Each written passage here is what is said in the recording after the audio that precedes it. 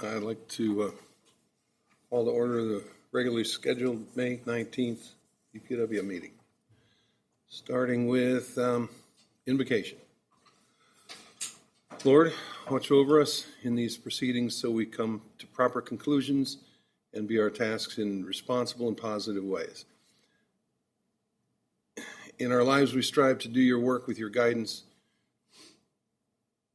We can be directed to do only good by you. We beg that you protect our staff from harms in their dangerous duties, and we ask that they return safely from their day. In your name, amen. I pledge allegiance to the flag of the United States of America and to the republic for which it stands, one nation, under God, indivisible, with liberty and justice for all.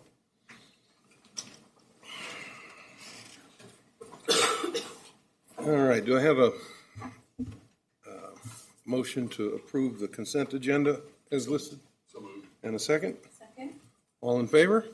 Aye. Aye. Any comments? Any comments from the audience at this time? If not, moving right along, we're going to get Paul up first because he's got a commitment right after this.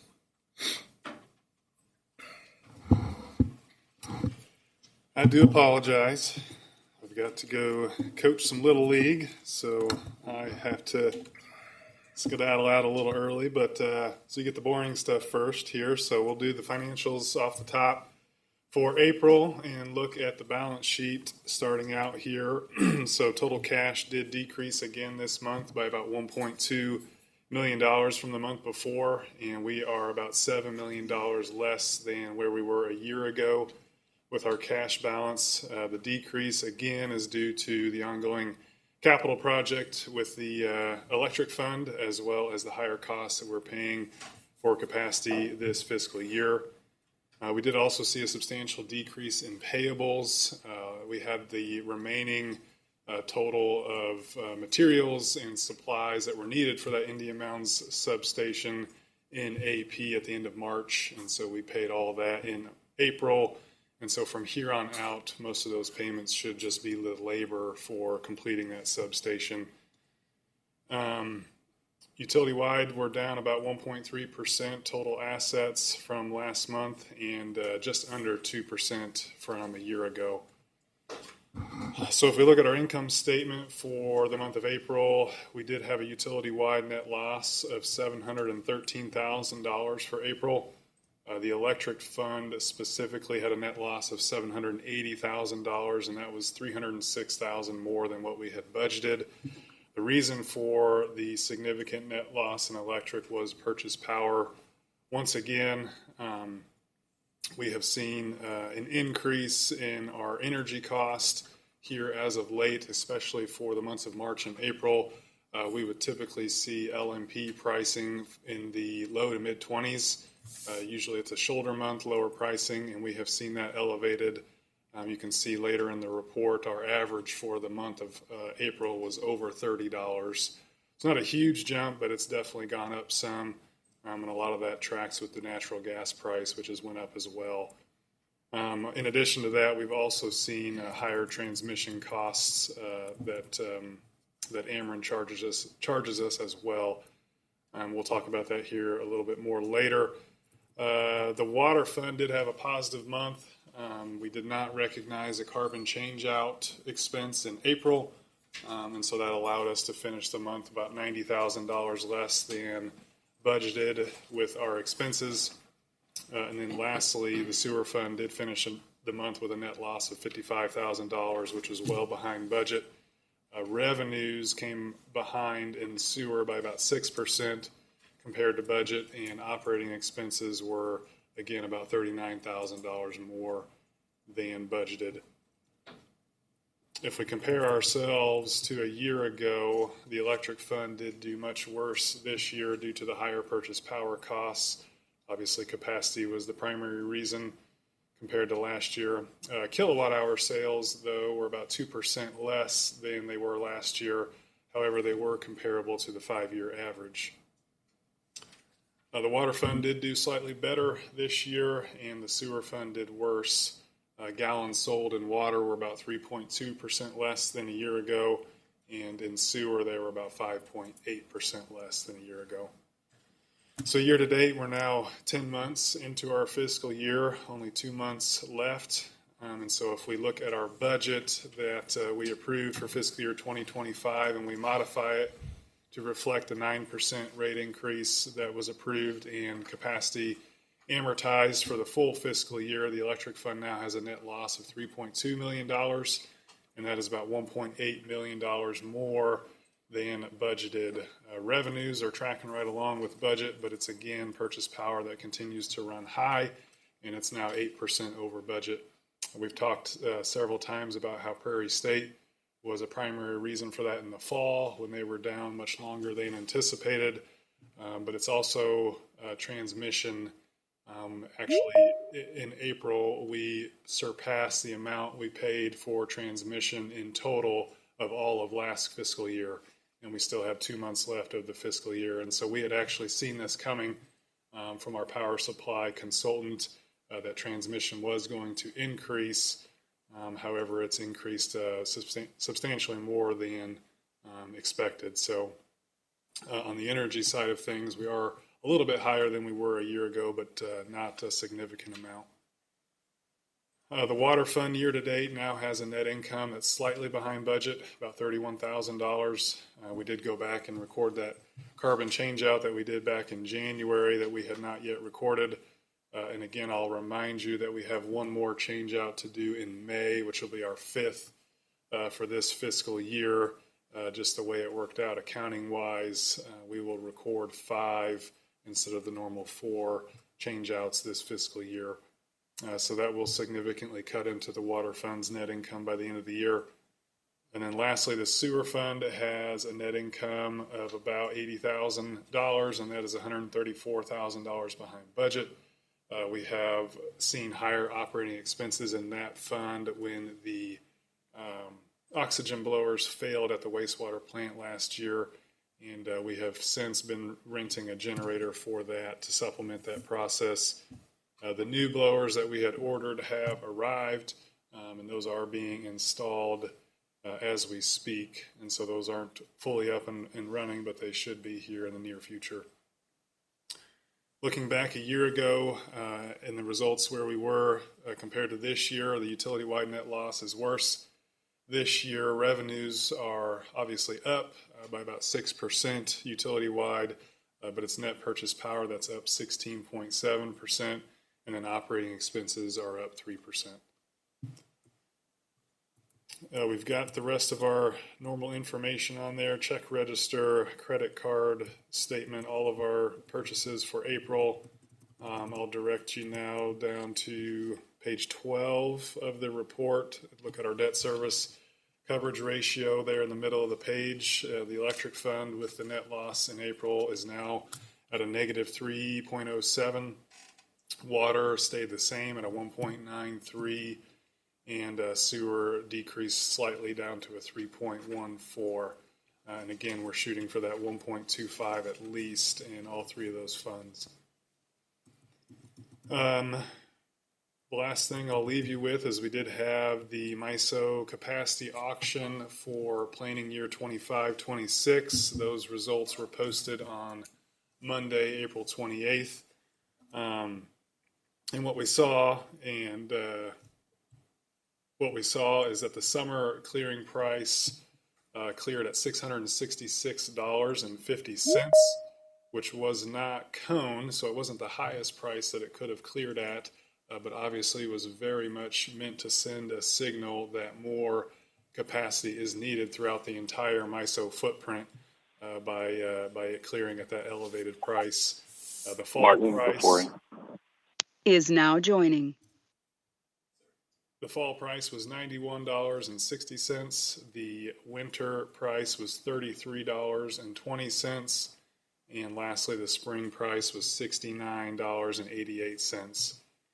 Like we talked about while we had gone through the budget, we were hedged for about 94% of our capacity. And so the only exposure that we did have was in that winter season, which was what cleared at the lowest price of $33.20. And so we had budgeted $1,378,000 for capacity for next year. What we will end up paying after the auction results is $1,335,000, and so a savings of about $42,000 or 3% with that auction. One other item to note is that we have paid for, I don't have the exact dollar amount, but the majority of that capacity already. And so we did a hedge with an entity that required us to pay for that up front. So that cash has already left our reserves and is already accounted for. All right, between the financial report and the capacity auction, is there any questions for me?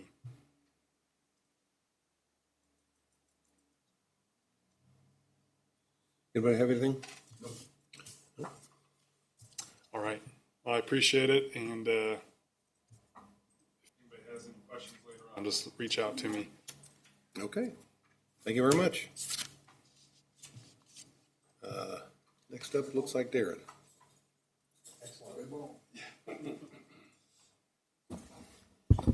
Thank you very much.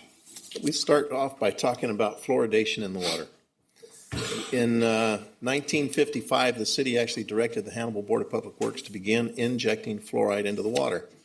That is a practice that has been coming into question more of late. If you go on the internet, you can probably find 50% of the people that want it and 50% of them that don't. And so I will simply say I am agnostic, especially as I sit in this seat. We are injecting fluoride because that's the direction that the city gave us, and that was probably under discussions at the time of the health of teeth, etc. And again, things have changed, and there's other science, and so we are not advocating one way or the other. On February 4th, the mayor and city council passed resolution 2534-25 with the following resolve, and it says, the city of Hannibal requests that the Hannibal Board of Public Works cease its fluoridation project, and as part of that cessation, that they cease the feeding of hydrofluorosilicic acid into the city of Hannibal water system. The resolution shall become effective immediately upon its approval. Now, we started to move forward to do that directly, and we were quickly notified by the Missouri Department of Natural Resources, and most of you that have picked up the packet have this extra paper. And from it, it says, the Missouri Revised Statute 640-.136 requires any public water system or public water supply district that intends to make modifications to fluoridation of its water system to notify the Department of Health and Senior Services, the Missouri Department of Natural Resources, and its water customers at least 90 days prior to any vote on the matter. So we went to work and went as quickly as we could to begin notifying the public that our intention was to follow the direction of the city and to discontinue the injection of fluoride into our drinking water. We did that on approximately February 22nd. We informed MDNR, we informed the Department of Senior Services as required, and we began on a monthly basis taking and letting people know both in the paper, both on our website immediately, several other avenues. What else did we do, Erica? We've been publishing a notice in the newspaper monthly, social media posts monthly, website. The homepage slider has a direct link to the fluoride in drinking water subpage under the treatment facilities page of the website where people can submit their feedback, and they've been finding it because we've had hundreds of responses so far. What is our difference between the two? Here's your response. We have a total of 269 responses. We have 175 to discontinue the addition of fluoride and 94 to keep it. Okay.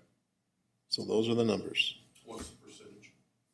I think that's about 30 to 60, 33 to 60. Somebody do the math for me real quick. Come on, engineer. They don't ask me. 175 of 269. 65. 65%, 35%. Okay, thirds. So you got 2/3 saying yes. Pretty significant.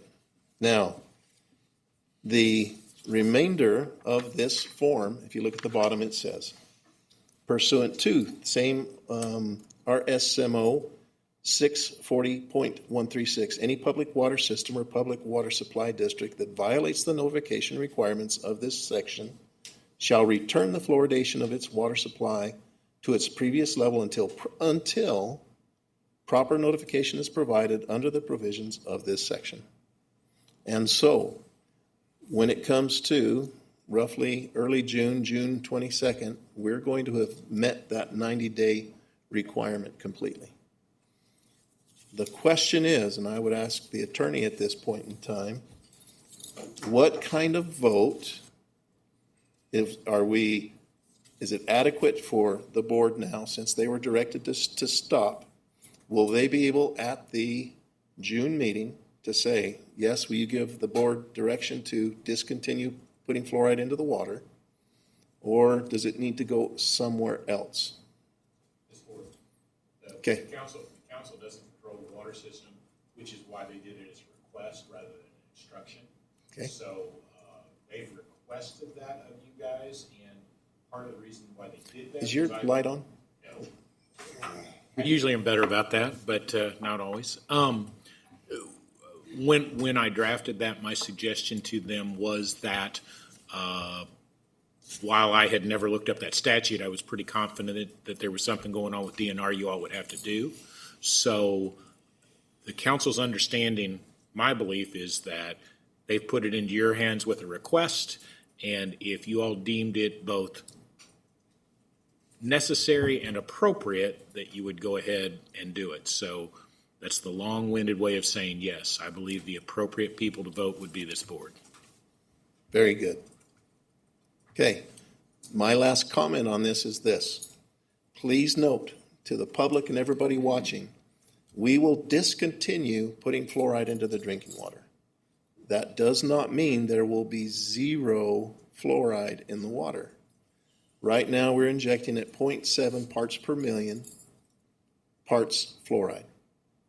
We will discontinue, and the natural fluoride coming from the Mississippi River is right around 0.1 to 0.18 is roughly what we have that's coming in the river. And I'm looking at Matt or Lance. Time of year too.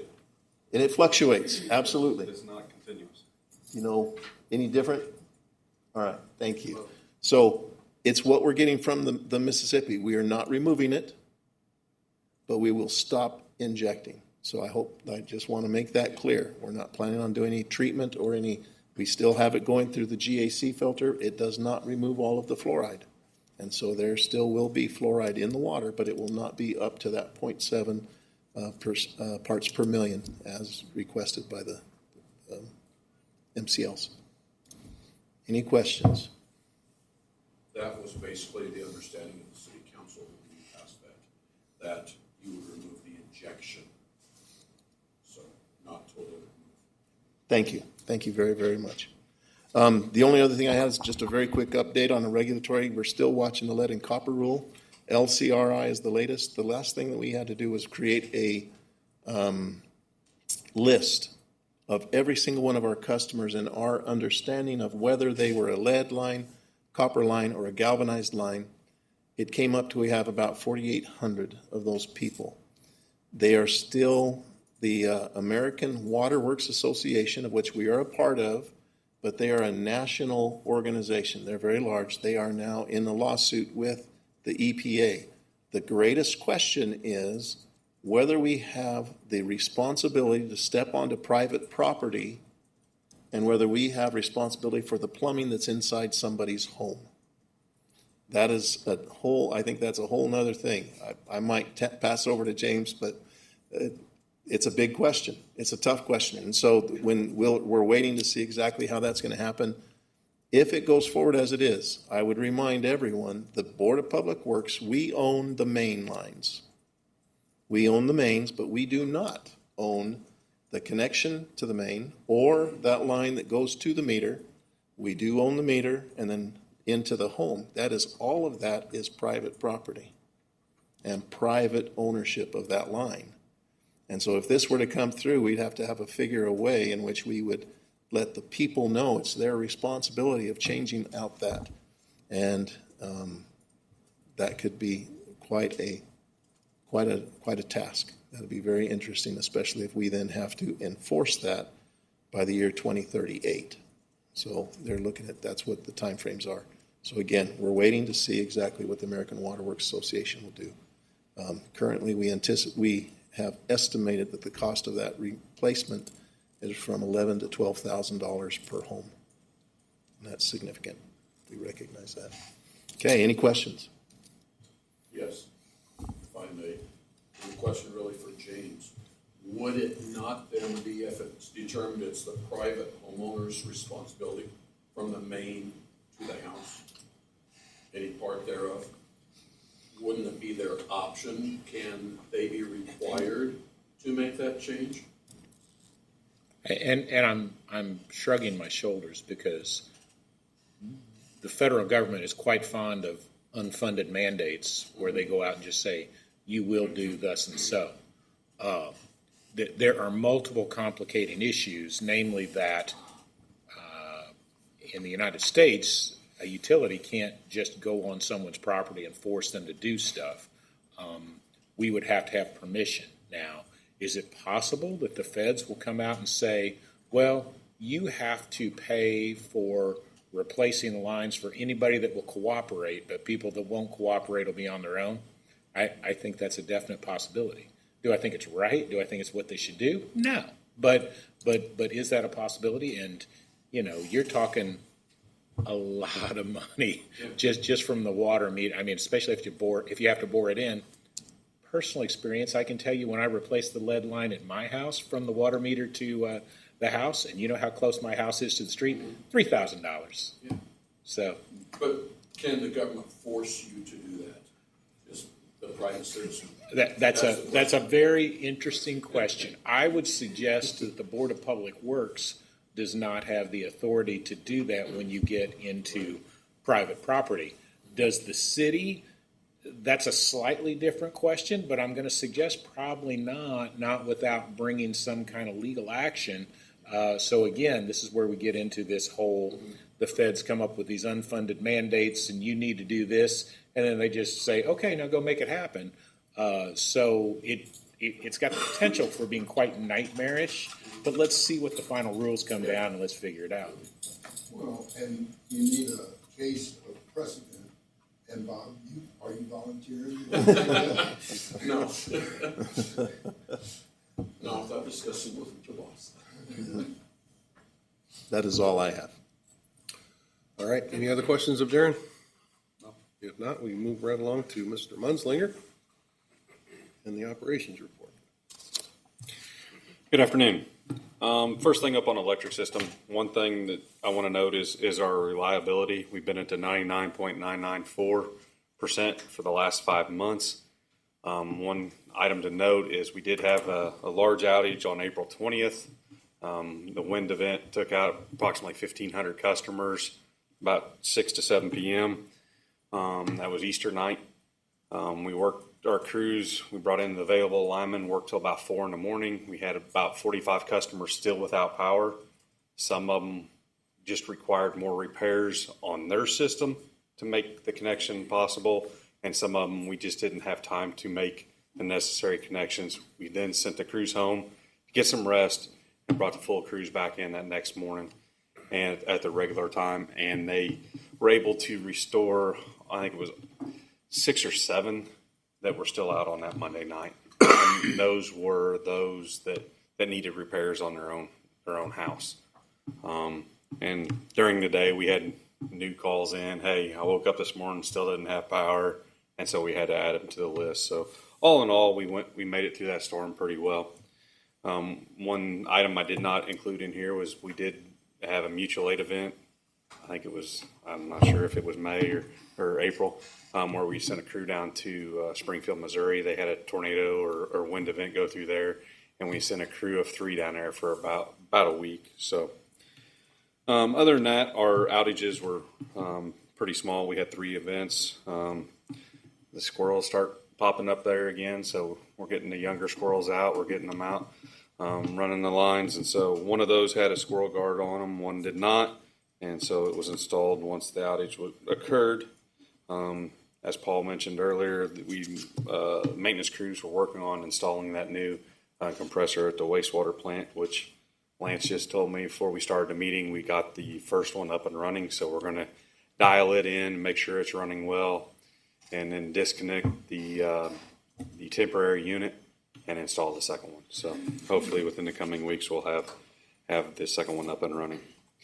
If you remember back in March, mentioned we had an EPA inspection of our water system. They found 8 findings at that time. And the way it works is they have the initial findings that they tell us during the time of visit.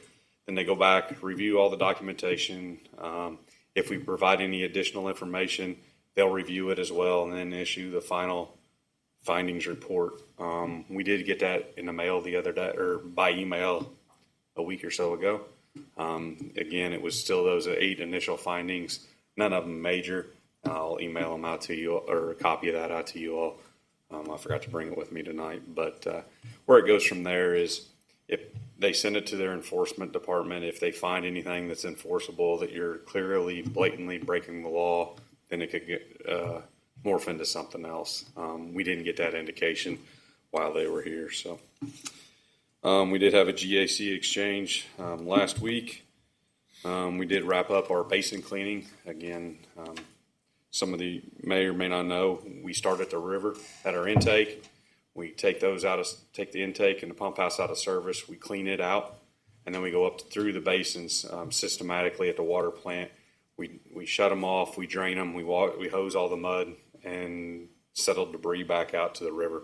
And we do that both in the spring and the fall. Sometimes you'll have a lot of debris if you've had a period of high river where that river's carrying a lot of sediment. It'll drop out a lot of sediment in the pre-sedimentation basin, and you'll get in there and you'll have to hose out a couple feet of debris. And so keeping up on that has allowed us to move through it a little quicker. Water distribution, the big thing was we had our annual tank inspection.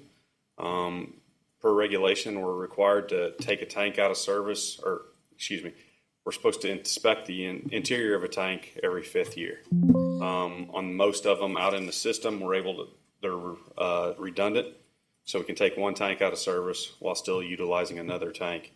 And we'll take it out, we'll hose it out, we'll look at the interior coatings, and then we'll disinfect it, refill it, make sure it passes test, and then put it back into service. Water tower, you mean? Mm-hmm.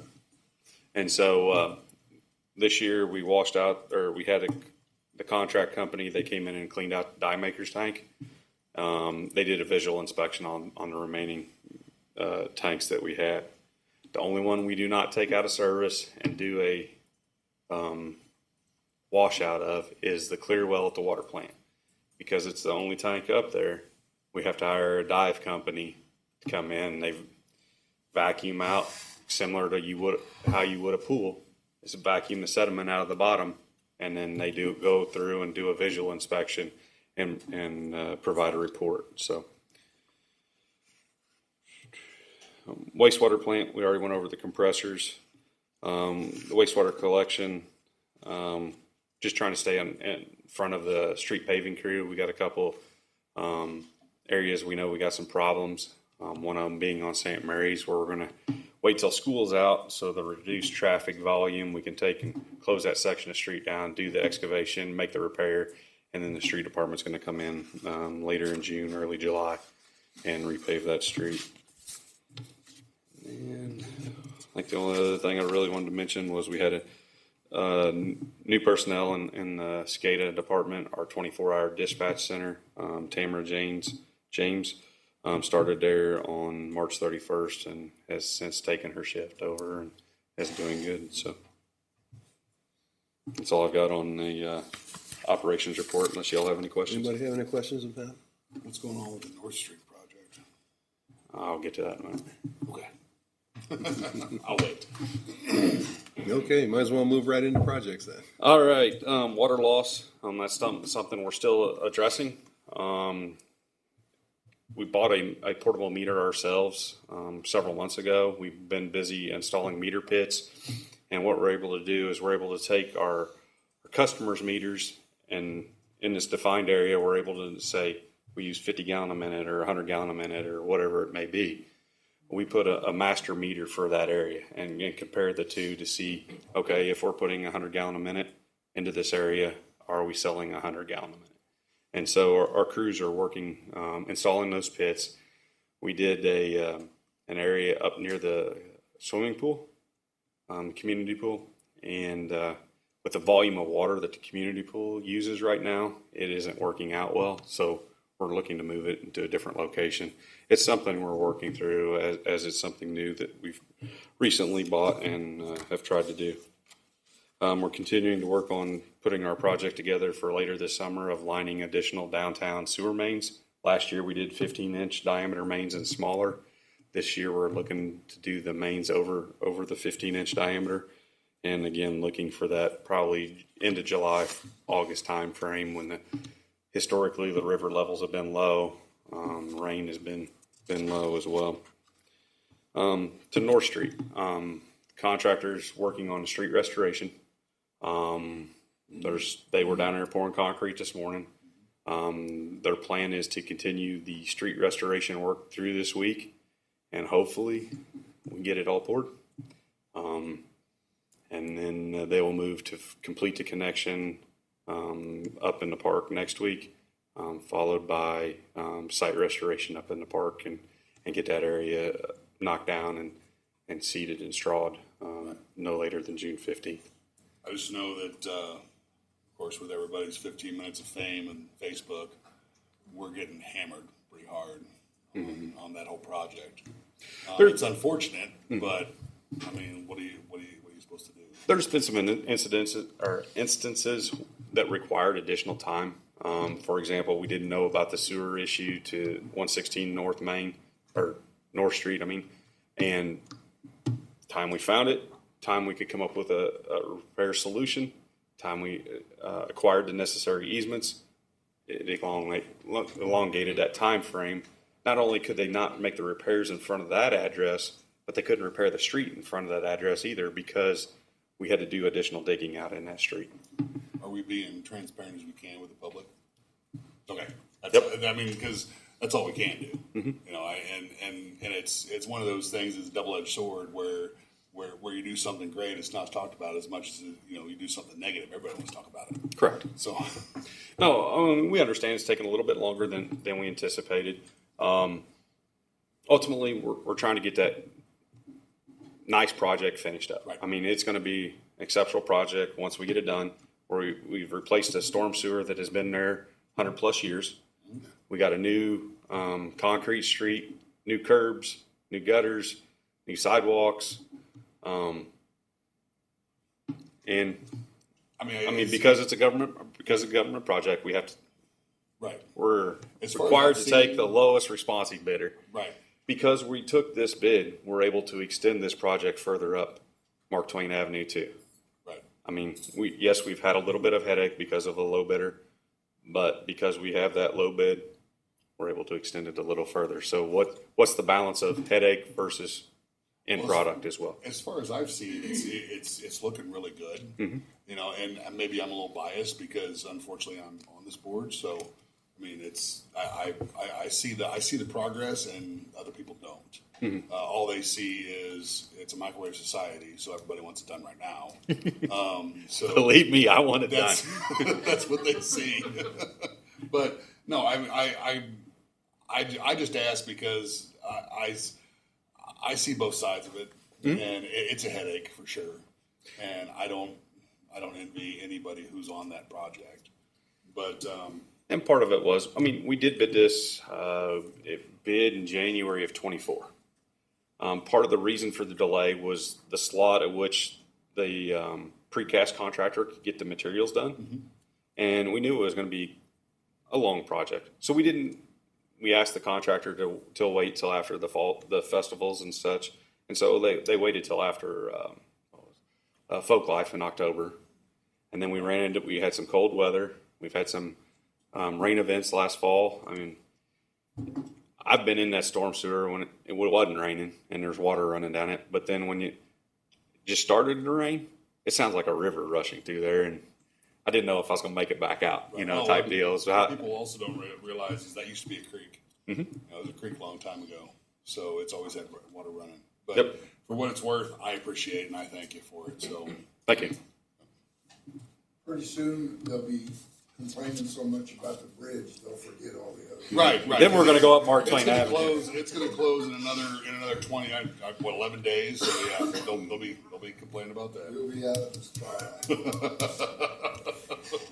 But on that Mark Twain Avenue vein, we're going to go ahead. We got phase 2. We got to work with the contractor on the time frame for it.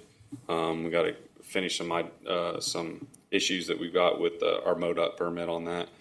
And then there is a phase 3 on that project that is the WRDA funding. And that's changed. This is the third time now. And so Andy and I are meeting with the Corps of Engineers representative tomorrow to go over to see what this third iteration is. And so hopefully we'll have more information leaving that meeting than more questions. And those changes are not being driven by either the city or us. It's from the federal government with WRDA. It's interpretation of how policy or what a word means Right. so. Well, nobody sees that. They just see all they see is pretty much they judge a book by its cover. Yep. More than they do what's in it. So unfortunately, we got to read that. Yep. So. Is that project that's going up Mark Twain Avenue, is that going to be going on during the 4th of July? It's a good question. Or after? We don't know. we still don't have the MoDOT permit. I mean, Mike brought up, they're going to be worried about the bridge closure. Well, maybe that's a good time to go ahead and get up Mark Twain Avenue.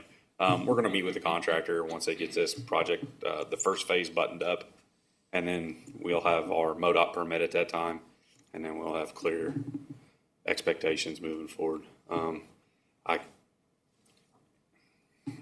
I would like to see it wait till after July 4th, but we'll see what schedules align. We're going to do everything we can to mitigate interference with downtown, with all of the events. We're very aware of 4th of July. We don't want to touch that. It's The gonna be whole contracts are involved. James involved with that, what can we touch, what can't, and so that we're aware of it and we're going to do everything we can to make it the best for the citizens, the best to have people get into downtown. Right. Enjoy the events, we're aware of that. So Well, they can complain about MoDOT at that point. It won't be us. there you go. The other ARPA project that we're managing is the Bear Creek Dam Spillway. That's been awarded, and we're meeting with the contractor this Thursday to go over pre-construction information on it, and hopefully I'll report back to you all at the next meeting what the schedule is and how we're moving forward with that. Our Indian Mound substation replacement project, they're behind Lowe's. Contractors have been busy the last few weeks trying to clean up the site and get fencing and all the final grading and stuff installed. We did run into a delivery issue on some of our materials. Apparently the one manufacturer that makes a certain connector for the bus work, they're tied up and ours won't get delivered until the middle of July. So we've been working with the contractor to try to come up with a schedule that's amenable to both of us, so that they're not losing money or whatnot. And so it may come down to the point to where they're out of work and they may pull off the job site until we do get those materials in hand, and then they'll come back in and complete the project. So, and then the other electric project, still waiting on funding for it. So that's all I've got on projects reports, unless you all have any questions. Any additional questions for him? Don't hear any. Thank you very much. Thank you. Okay. Darren, I guess you're going to be the one talking about this prepay. Goldman Sachs I am situation? not. We're going to actually we have a gentleman that's going to be joining us by virtually. His name is Gardner Smith, and he has come and he's presented us information. Hello, Gardner. How are you? I'll have to turn on. Hi there. Can you hear me? We can, yes. So what we're going to be talking about is there is a mechanism. Gardner's with Goldman Sachs, and this mechanism is using the fact that we are a tax-exempt entity. There are some things that we purchase, such as the power that we purchase from Prairie State and our capacity. Some of those things we purchase that do not qualify, but there is a large portion of our purchase power that we make that would qualify for this program. So we're going to turn the time over to Gardner to kind of go through what he's prepared and explain what that mechanism is. I will simply say right up off the bat, one of the things that really helps me is that this is something that's been done in the natural gas industry probably for decades. Gardner, you can correct me. And so this is something that's been done. 90s. Yeah, SRP, some of the very, very, very big players have put, $500 million and others into it. And we're anticipating that if we could do this, that portion of that we qualify for could save us about 8%.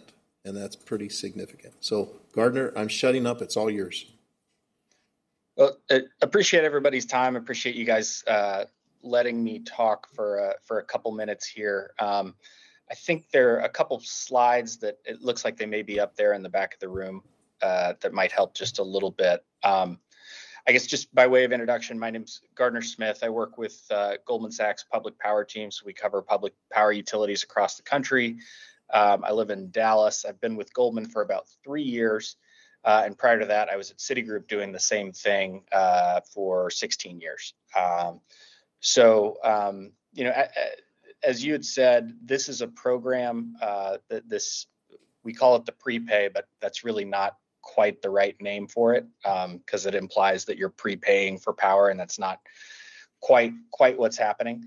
But it's been around for really since the 90s. And in 2003, the IRS, really codified the rules around why and how these programs can work and under what circumstances. And I think, one thing that is probably worth mentioning up front is the type of transaction that you all would potentially enter into is really exactly what was contemplated by the regulations and the tax provisions that were actually written. This is not sort of a tortured manipulation or a loophole that someone found. This was sort of the express intent of the regulation and then later the legislation. So it came back and it was codified in legislation after the IRS had put it in regulations. So it's a pretty robust program, and a lot of public power utilities across the country have taken advantage of it. If we move to slide 3, maybe the one with the bar charts on it. Let's see. Is that so what this chart on the left shows is the total volume of prepays done over the past couple years, and the coloring denotes what the commodity was that was prepaid. You can see that gas was really, and if we were to extend this back, gas really was the dominant You want to go up one? commodity. That's it. There you go. Yep, there you go. So these were largely done on natural gas for a long time, and predominantly in the Southeast, where there's heavy gas and heavy industrial gas usage. But we've applied the same concept to power, and over the past, let's say 2-3 years, public power utilities have taken a hard look at it. A lot of folks have gone in and done these. You can see some of the logos on the right: Salt River, SMUD out in Sacramento, UAMPS, Turlock Irrigation District is out in California, Long Island Power Authority. And this is just a few of them. There's a bunch in most states now. But the basic concept is you all have the ability to borrow tax exempt And that is, a unique and low cost way to access the capital markets. When you participate through, say, Prairie State, you're enjoying the benefits of your tax exemption because MPUA or whoever it is able to go and finance tax exempt on your behalf. But they're essentially utilizing your tax exemption, and that those savings or that low cost of capital sort of makes its way to you via the rate that you're paying to them. For something like market power, if you're just buying off of the market and it's not a project that you invested in or own a share of, or a wind PPA or a solar PPA or something like that, those projects don't enjoy the benefit of tax exemption because of sort of the way that they were financed originally. And so the prepay, we really look at it as a way for folks like you all to reclaim the benefit of tax exemption, even though you haven't financed that particular project, or if you're just buying power off the market. Does that all sort of make sense? I know it's a lot to throw at you in a short period of time. Any questions so far? We can get into some of the details if that helps, or however you guys want to proceed.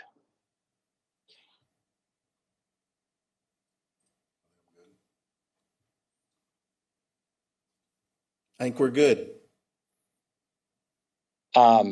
Perfect. So if we can page forward one slide, this one has the boxes and arrows on the top right.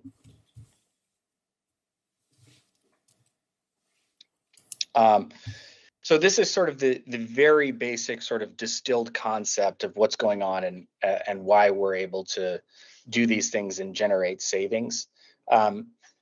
In normal tax exempt bond law, if you borrow at a tax exempt rate, the IRS says, okay, you're effectively getting, a subsidy because we're allowing you to borrow tax exempt. You can't take that money and turn around and invest it at a higher rate because, from a pure financial perspective, you would want to borrow at a tax exempt rate and turn around and put that money in a US Treasury that is earning more, and sort of enjoy, free, what we call positive arbitrage, just based on the fact that you can borrow tax exempt. There's very specific rules that prevent you from doing that in the ordinary sort of course of, whatever it is you're financing, if it's a power plant or a tennis court or whatever it is. If the tax exempt bonds are used to affect what's called a prepay, a long-term supply of either natural gas or power, that restriction that you cannot invest in a higher rate than your tax exempt rate is lifted. And so that's the regulation, and that's sort of the core of the regulation that I was talking about from 2003. And so at the base structure, what's really happening here is, we are going to the tax exempt market, borrowing money at a tax exempt lower rate, and then turning around and spending that money that is borrowed, and giving it to someone like Goldman Sachs, who in return agrees to give you a long-term supply of commodities. So in effect, the loan is repaid in the form of gas or power. The next twist on this is that if you already have all the power commitments that you need or electricity commitments that you need, you don't need us to bring you additional power. You've got supply arrangements that work for you. And so we can still do this type of transaction and enjoy the benefit of that positive arbitrage and pass it on to you all. But you just need to sort of nominate, if you will, or designate power that you're already receiving and run it through the transaction And most aspects of your existing supply arrangements can remain more or less unchanged. It's just that you would be paying a discounted price for the electricity that we are able to run through the prepay. So that's kind of at a high level what's generating this value, and the reason that we're able to say we think we can save 8% is that we can go to the tax exempt market at the low rate, borrow at the low rate, and through sort of the mechanisms of the prepay, that money can sit in an account and earn a regular market rate that's not tax exempt, that's higher. So I think that's sort of the crux of the simplest form of what's happening and why we're able to do that. Any questions so far? Any questions? Nope. And maybe we just move down one slide to slide 5. So this is sort of the full-scale complexity of a transaction. You all are one component of this, and you're spared a lot of this complexity, but sort of in the spirit of transparency, this is kind of really what's going on in a full transaction. So you all would be the municipal utility on the far right. There's a prepay issuer, so they would be a conduit issuer. There's probably 4 or 5 of them in the country. And their effective role is to aggregate to get economies of scale. So you would be participating, and you would face a prepay issuer who would sort of engage in all these boxes and arrows. So I think one thing to take away here is you all are not issuing debt. There is no recourse to you all. Your existing power supply arrangements would stay, exactly as you have them. You just get the discount. There's not a scenario where someone can come back and say that you owe them money unless you were delivered power and you didn't pay for it. That's the only thing, which is sort of your existing arrangements as of today. So we have the prepay issuer. They go out and they issue the bonds. So I'm looking at, you can kind of see the little red dot for the bond proceeds get turned over to a prepay supplier. In this case, it says Aaron Energy Prepay. That's Aaron Energy is the commodities arm of Goldman Sachs. And Goldman Sachs, effectively guarantees Aaron Energy's obligation to deliver power to the prepay issuer and then on to you all as a participant in the program. There's a couple other boxes and arrows. Here I think I guess the key points for you all, one is you can prepay for market electricity, meaning if you go out and buy from the ISO and you are using it for your existing retail customers, that could be run through the prepay, if you will. You could also put existing PPAs or future PPAs into the transaction as well and run those through the prepay.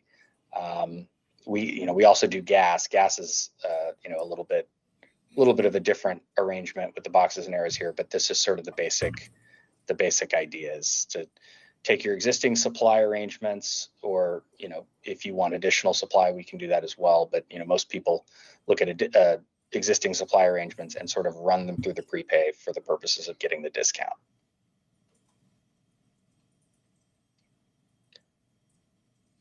I think the big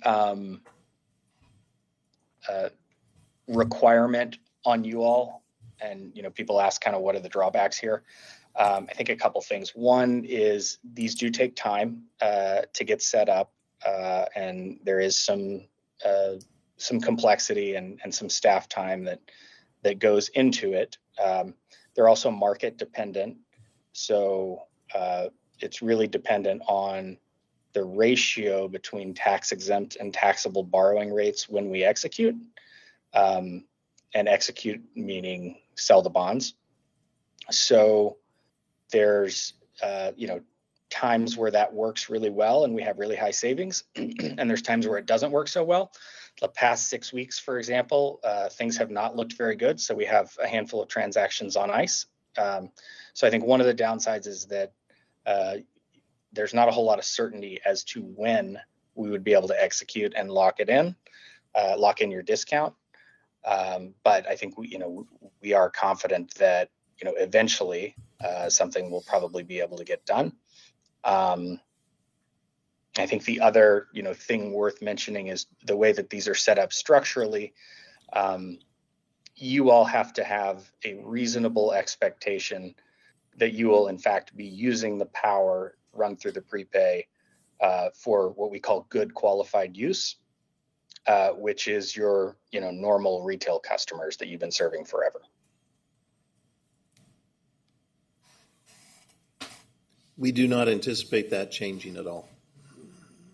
Yeah, and it's a reasonable expectations test. So we say, you can be wrong, but you need to be reasonable when you sign the certificate and say, this is what we think can go into the transaction. Typically, we see people do up to 70 to 80% of their existing load, just as a little bit of conservatism to sort of keep it, you don't want to be doing a whole lot more than you really think, because I think the tax lawyers would have an issue with that. That's not really the purpose of this transaction, to maximize the arbitrage. It's really to get you savings on, what you genuinely are going to be using.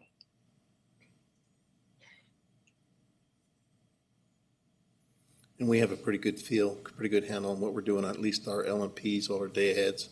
So we've got a pretty good, it's not, it's only about 40% of our purchase power, but it's still significant. It'd be very good for us. Yeah, that makes sense. So that's sort of the highest level version of it. Obviously, there's a lot of details, and I'm happy to kind of chat through, or if you guys want to poke holes in it or ask any questions. But we've seen a lot of success. We've seen a lot of utilities do this and then go back and do it again. We joke about repeat business. Some of the bigger utilities, that keep adding and keep adding and keep adding. They come back time and time again. You can see on the logos, SRP's done 3, and actually there's more that aren't on these logos that they've done. So it's had a lot of success. There's been a lot of savings for a lot of people. I'm trying to think if there's anything else I guess one thing is, these are 30-year transactions, and the savings are locked in for sort of shorter segments of that and then reset. So typically we will go out and do 10 years to sort of lock in that discount. So you probably would have, if you're doing market power, you'd probably have a fixed discount to the index that you were buying off. If you were doing a fixed price PPA, you'd have a fixed discount to the fixed cost on the PPA. And that would be fixed for an interim period, let's just say 10 years. And then after 10 years, we would reset the transaction based on the market that's available then. And the reason we do that is that is sort of where the highest value is between tax exempt and taxable rates. So what we're really sizing for is the spread between your tax exempt borrowing rate and a taxable borrowing rate. And that tends to be best right now around the 8 to 12 year period. If we were having this conversation 3 years ago, it was 5 years. I think we'd like to go as long as we possibly can while still maintaining savings. But once you get past 10 to 12 years, the savings start to erode a little bit. So that's why we sort of currently have settled in on 10 years. But that's very much a market dynamic that can change with the bond markets.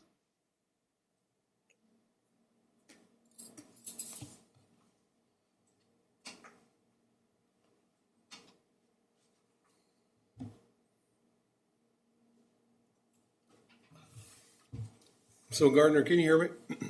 Yep. Will the yield or the arbitrage difference be a lot lower if treasuries were down paying 1% as opposed to 4.5%, 5%? Yep. Yeah. That's a great question. I mean, one of the reasons that we're out talking to people now is that rates are higher. We still got deals done in the really, really low interest rate environment, but we're looking for spread in terms of basis points. And so the higher the absolute value of rates, the more basis point spread there potentially is. So if treasuries are 1% and munis are 0.7%, that's 30 basis points of spread. If treasuries are 5% and munis are 3%, then that's 200 basis points of spread. So that's just a bigger savings opportunity. So in the event that rates go way, way down, it's a lot harder to scrape up the savings.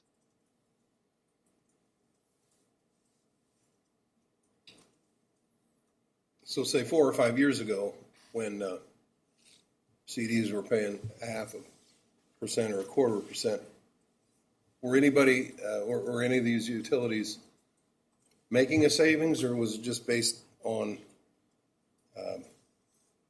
the nonprofit status? There was still some savings. It was lower. And part of the nuance there is that because we were doing 5-year transactions, some of the funding recipients that were taking the taxable money were valuing it at a longer term because they know it's a longer term loan, even though it resets at 5 years. So there was still some savings.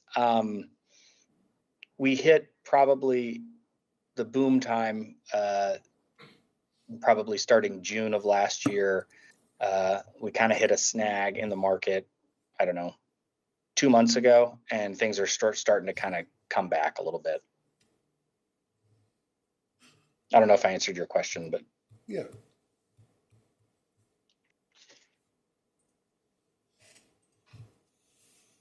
During the course of interest rate changes up or down, is there a spot?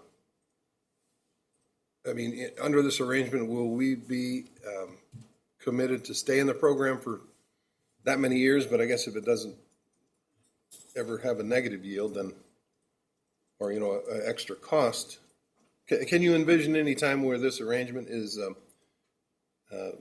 more administrative than savings? There's in the contract that you would execute with the prepaid issuer, there is typically a minimum savings provision upon the reset. So let's say, you know, what is today? Let's say May 19th, we were able to execute a prepay and we have it through 2035. So we have 10 years of fixed savings. And then in 2035, the market's inverted and we're not able to generate savings at all. In that scenario, the transaction would wind up and you'd go back to your existing supply arrangements, and it would be like you never did it, other than the savings you got over the 10-year period. Gotcha. But there's a minimum savings, and this is an important point. There is a minimum savings amount whereby you'd be required to stay in the transaction as long as we could hit that minimum amount. So if we're talking in the context of, you know, we're hoping to get you 8% savings, the minimum savings amount might be 5%.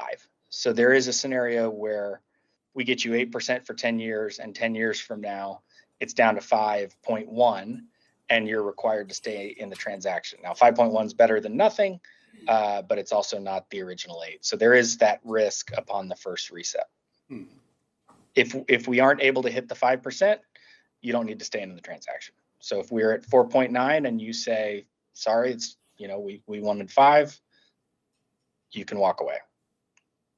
Though most people, I think, would say 4.9 is better than nothing, but that's not our decision.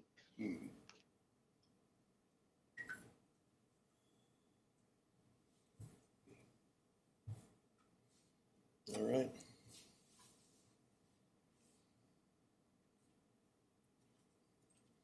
Anybody else have any questions of Gardner? No, I'm good. Looks like we're up to date.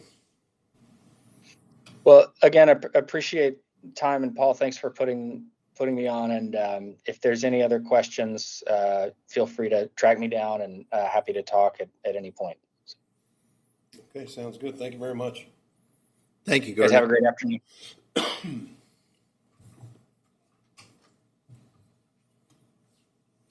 The only other thing I'd say is that if you notice those numbers, these other people are doing transactions in the 500 million, half a billion, $1 billion mark. And there's an opportunity, I think, for us to do and actually aggregate. I talked again, MPUA is someone that I turn to, have great trust with. Ken Reasoner is the finance guy down there. Most of you know him. And he's said they're looking at it as well. They've done the gas prepay. It works just fine, just like they're saying. And that they're looking, this is a door that's opened up, and we probably would aggregate with them and start helping reach that 500,000 and 500 million, and then just make sure that we get our percents out of that. So just want to know that it's a very good thing. We're still pursuing it. I do not see a downside. And so with that, I think it's something we can pursue. So unless you have any misgivings, but I do not need any resolution at this time or any vote. We don't have anything to sign, but we will, unless you tell me not to, I will continue to pursue this. Yes, please. Okay. Do you have any dollars estimated what that 8% would look like? So if you were to look at our annual cost of power is right around 19 million. So if we were to take 40% of that, what's that, 7.8? And if you were to take 8% of that, that's right around $600,000 a year savings. So if I'm doing the math right. You the math man? Okay. Sounds right. All right. But that's rough, real quick, so it's about $500,000 savings for us. So, but that's what I was talking to Matt, you're actively going out and pursuing opportunities, looking for ways to save money. You better believe it. The budget.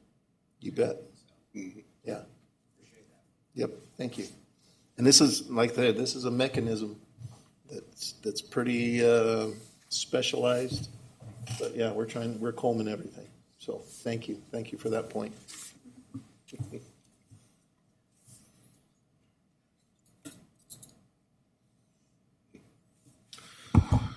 All right, moving right along. Next item on the agenda are comments from the city attorney. I have no comments. No comments, okay. Any other general discussion before we move into closed session? Not having any, do I have a motion to go into closed session? Make a motion. Yeah.